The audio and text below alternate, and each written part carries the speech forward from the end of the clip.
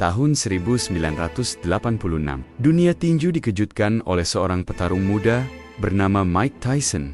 Dengan gaya bertarung yang eksplosif dan kekuatan yang nyaris tak tertandingi, ia dengan cepat mendominasi ring dan menakuti siapapun yang berani menantangnya. Namun, kali ini, ia menghadapi Jose Ribalta, seorang petinju berpengalaman dengan fisik yang jauh lebih besar. Ribalta tidak seperti kebanyakan lawan Tyson. Sebelumnya, ia memiliki keberanian, ketahanan, dan strategi untuk bertahan lebih lama di dalam ring. Banyak yang bertanya-tanya, apakah Ribalta mampu mengatasi badai pukulan Tyson, atau justru ia akan menjadi korban knockout berikutnya?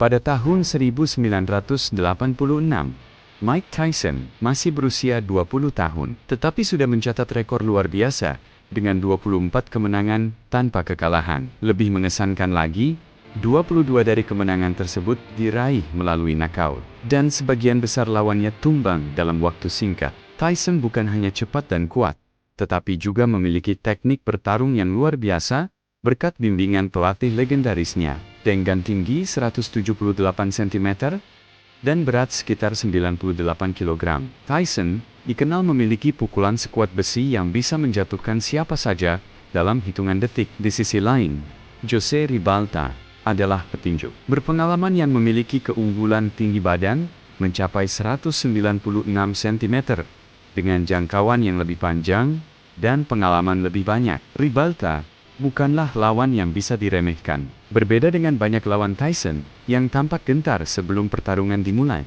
Ribalta terlihat percaya diri dan siap menghadapi tantangan besar ini.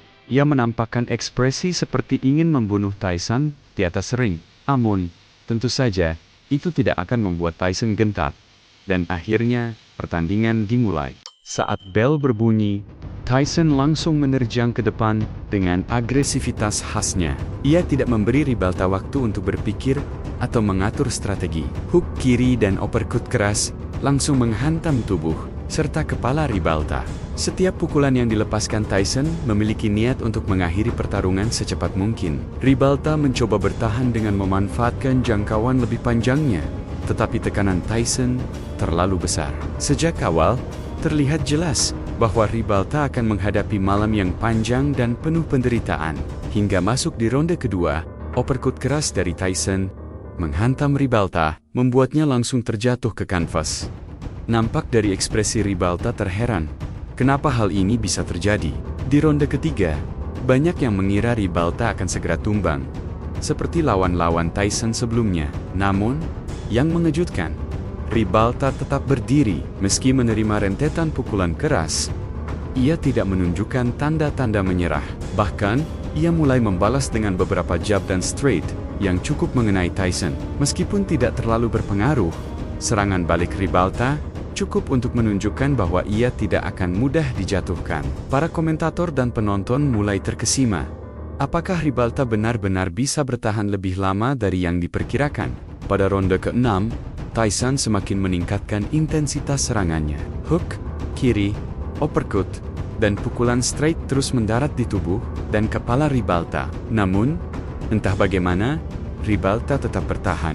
Meski terlihat mulai kelelahan, ia tetap berusaha menjaga posisi dan sesekali melancarkan serangan balik. Ini adalah salah satu pertarungan terpanjang yang pernah dijalani Tyson hingga saat itu. Setelah 9 ronde penuh ketahanan dan kegigihan, Ribalta akhirnya mulai kehilangan tenaga. Tyson, yang tidak ingin membiarkan pertarungan ini berlanjut ke keputusan juri, mengerahkan seluruh kekuatannya di ronde 10.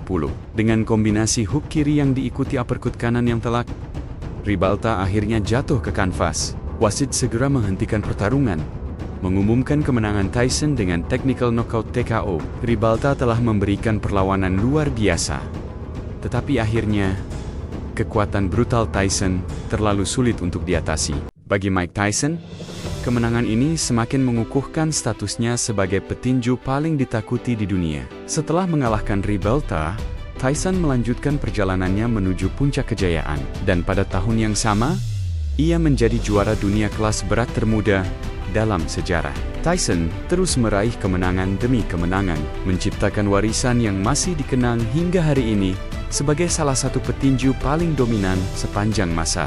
Sementara itu, bagi Jose Ribalta, meskipun ia kalah, pertarungan ini menjadi bukti bahwa ia adalah salah satu petarung paling tangguh yang pernah dihadapi Tyson. Tidak banyak petinju yang mampu bertahan hingga ronde ke-10 melawan Iron Mike. Meskipun kariernya tidak mencapai tingkat yang sama dengan Tyson, Ribalta mendapatkan penghormatan dari dunia tinju atas keberaniannya dalam pertarungan ini. Pertarungan antara Mike Tyson dan Jose Ribalta bukan hanya sekadar duel antara dua petinju, tetapi juga ujian tentang seberapa besar daya tahan manusia terhadap kekuatan yang luar biasa. Mike Tyson, dengan gaya bertarung yang brutal dan agresif, sekali lagi membuktikan bahwa ia adalah monster di ring tinju. Namun, Jose Ribalta juga menorehkan sejarah dengan cara yang berbeda.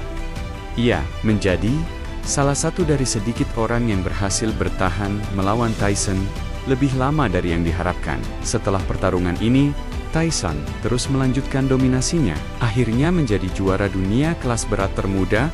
Dalam sejarah tinju, ia menjadi legenda, dengan daftar kemenangan yang semakin panjang dan warisan yang terus diingat hingga hari ini. Namun, pertarungan melawan Ribalta tetap menjadi salah satu peristiwa penting dalam kariernya, karena itu adalah salah satu dari sedikit pertarungan di mana Tyson dipaksa untuk berjuang lebih keras dari biasanya.